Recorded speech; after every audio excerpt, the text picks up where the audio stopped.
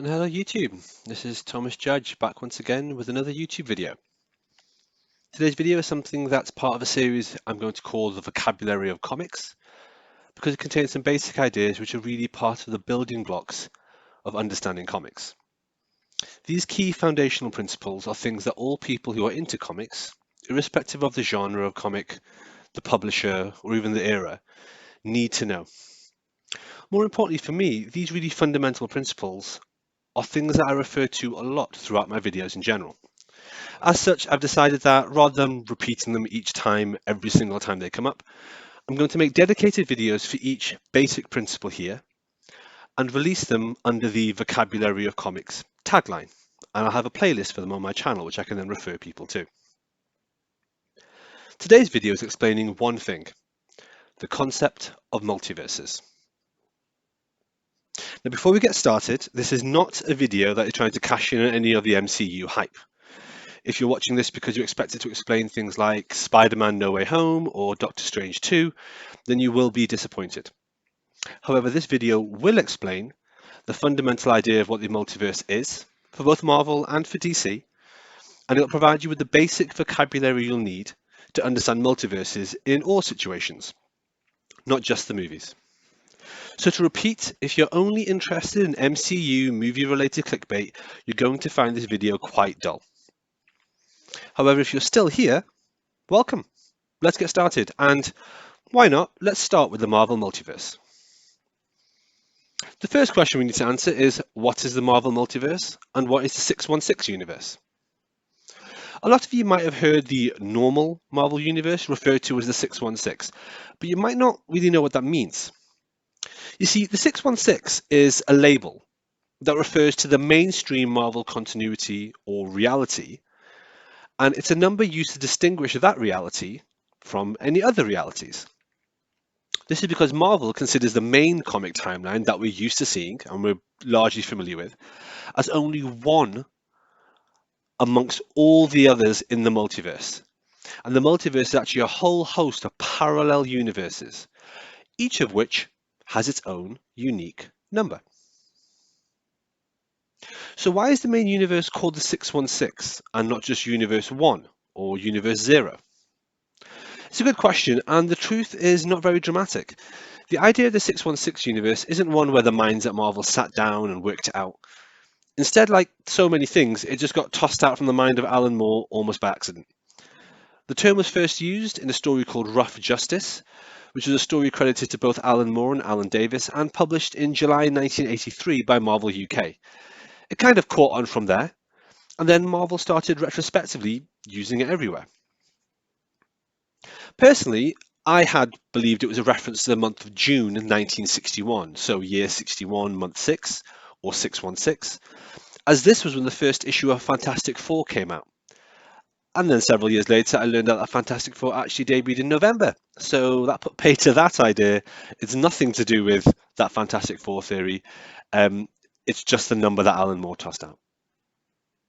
As an interesting side note, both Marvel editor-in-chief Joe Quesada and Marvel executive editor Tom Brevoort hate the use of reality numbering and the 616, with Tom Brevoort going as far as saying, I can tell you for sure that those of us actually working on the books virtually never use the term.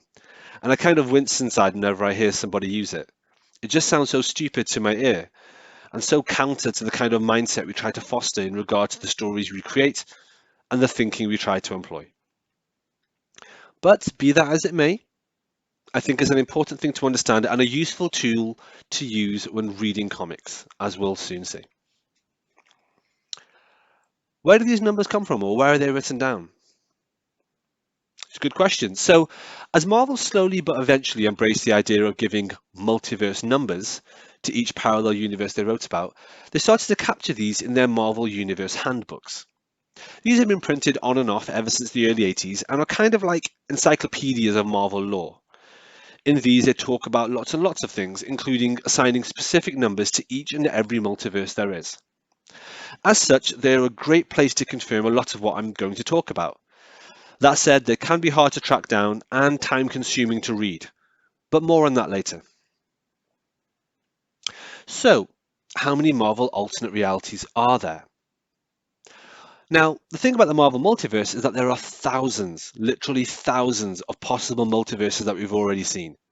This leads to each of them having a unique number, and whilst the normal one we're used to is called the 616, there are many, many, many others. For example, the Ultimate Marvel Universe is Earth 1610, and the Marvel Noir Universe is Earth 90214.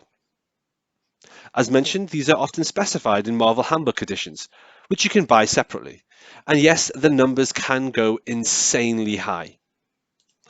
This is because Marvel has literally hundreds of millions of alternate realities. To give you an example of what I'm talking about, issue 21 of the series Avengers World at one point featured Earth 287449230489332. No, really. Does every single alternate Marvel reality have a multiverse reality number? The answer is a good question. The answer is either yes or not yet. Let me explain by going back a step. I mentioned that the official handbooks are a great way to identify the Marvel multiverse number of a particular comic, character, or story. However, an easy way to find this number is to simply go online and check out the Marvel Fandom wiki. This wiki is excellent. Made by a large group of dedicated fans, it has a huge amount of incredibly useful information, including the reality number for any given issue of any Marvel comic. However, there are times when a comic hasn't been officially assigned a reality number in a Marvel handbook. This can be because it is too niche or because it is very, very recent.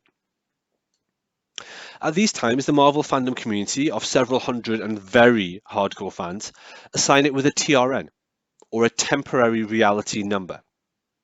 Temporary reality numbers are incredibly useful to categorize your comics when an official number hasn't yet been allocated by Marvel. We'll come back to why this is so important right at the end of the video. Okay, so what is the difference between What If and the multiverse?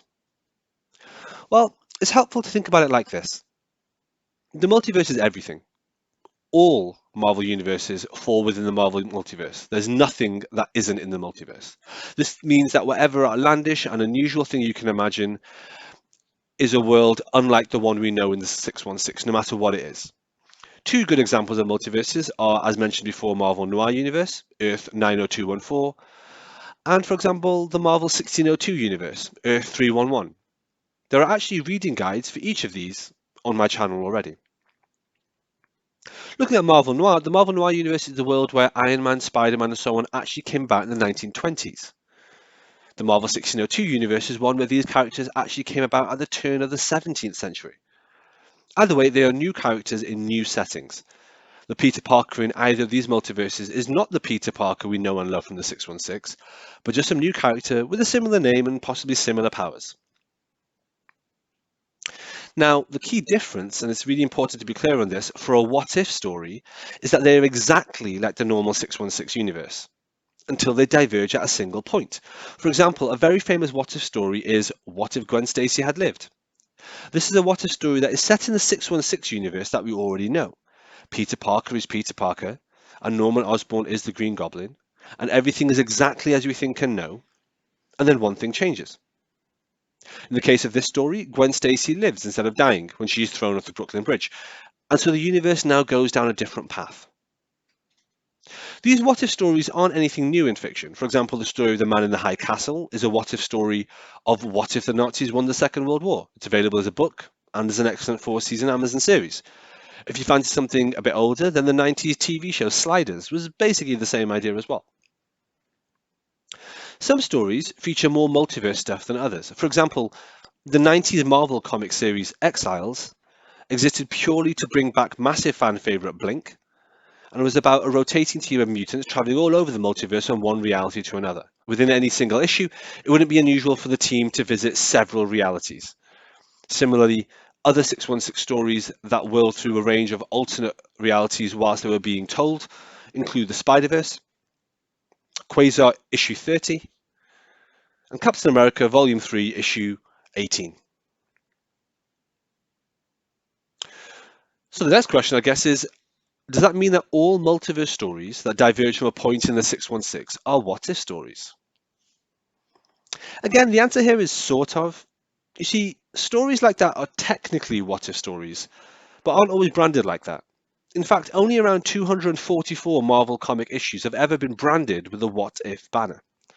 In fact, my next set of videos will be talking about them in depth. However, there are a lot of stories which have a what if premise that don't have the explicit branding.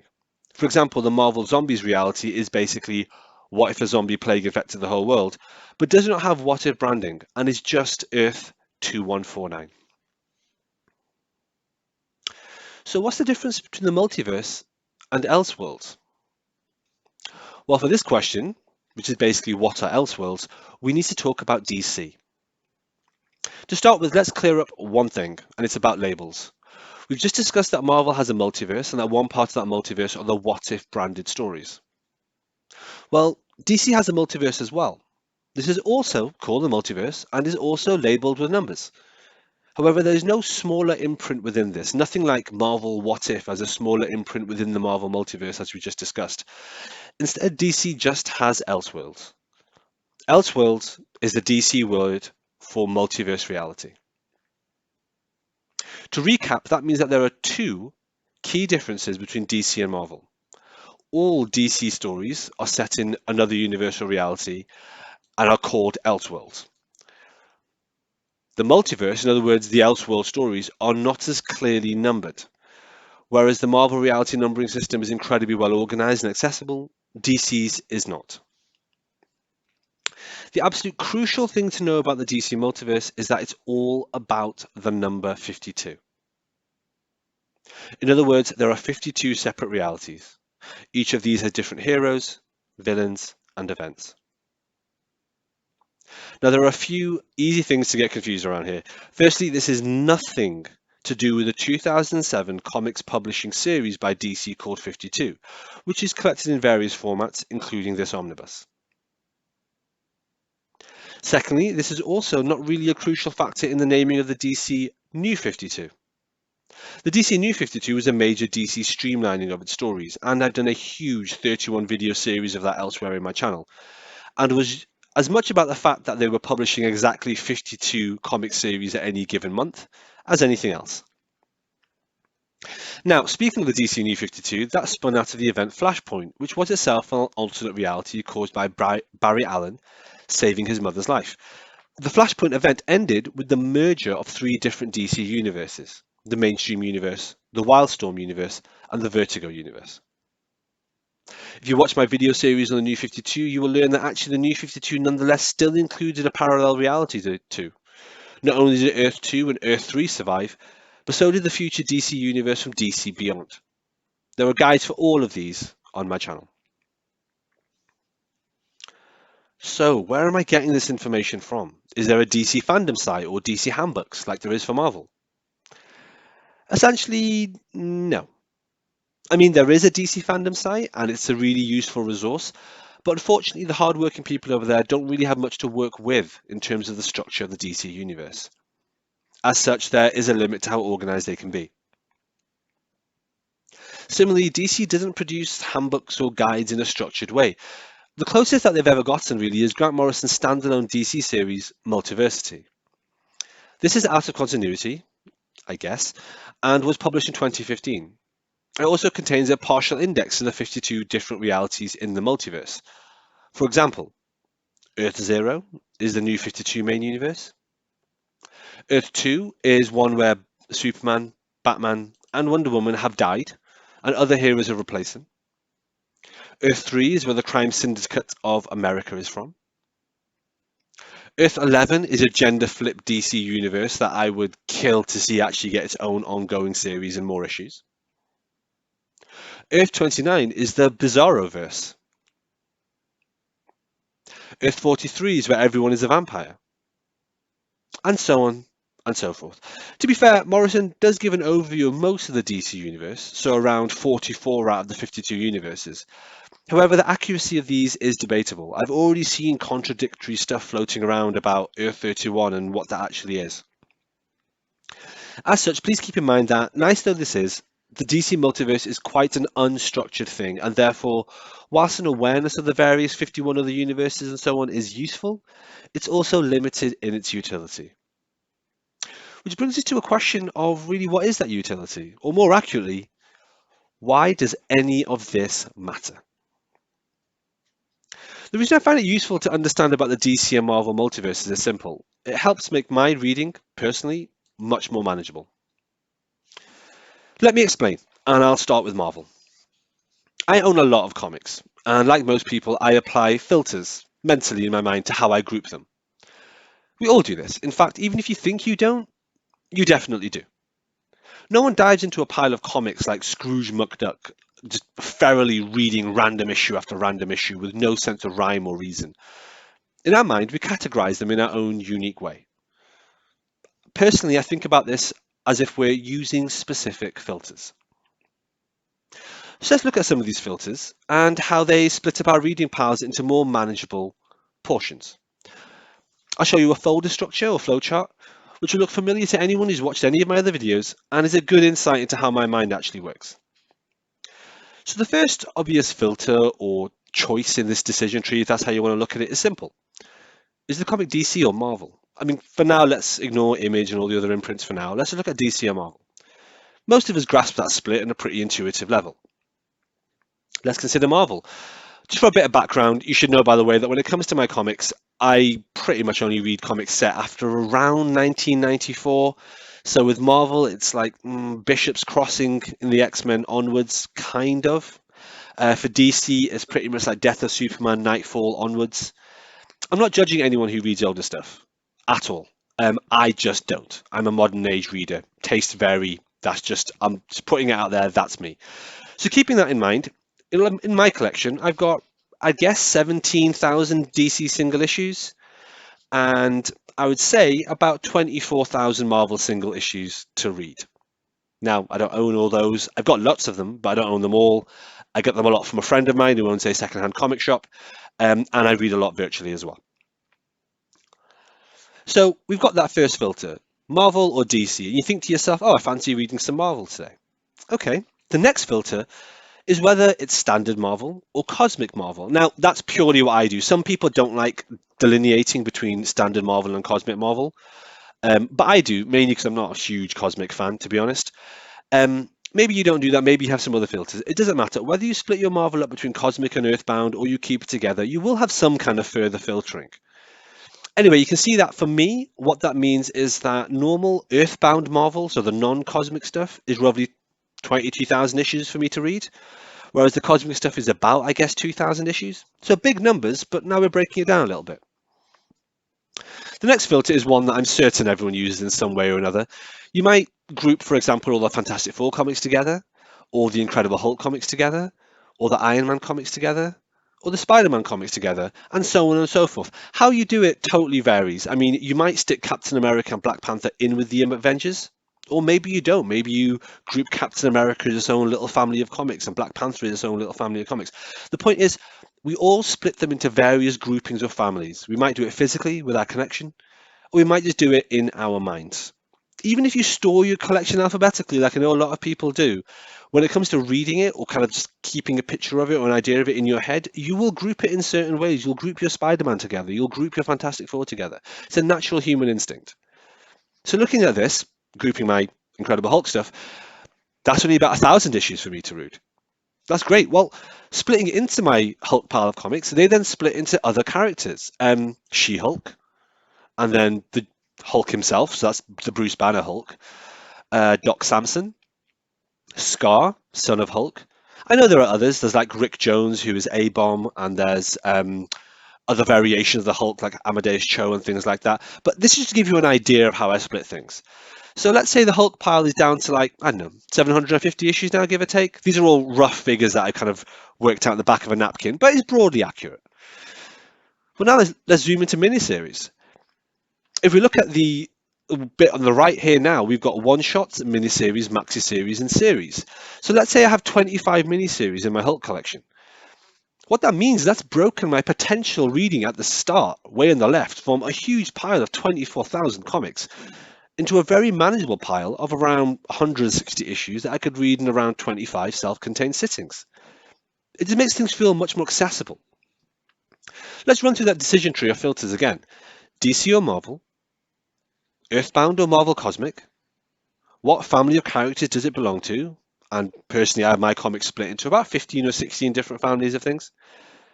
In that family of characters, is there a specific character or part I want to read? And then within that character, the final level, are we looking at series, miniseries, maxi series, or one shots?